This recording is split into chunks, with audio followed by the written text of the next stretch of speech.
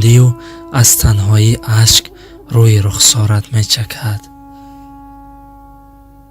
برای عوض صداقت و صمیمیت همه به تو خیانت می کند. تو چیکار کردنت را نمی دانی. فقط تبسم بکن. به حرف و کار کسی اهمیت نده و البته صبر را پیشه خود ساز.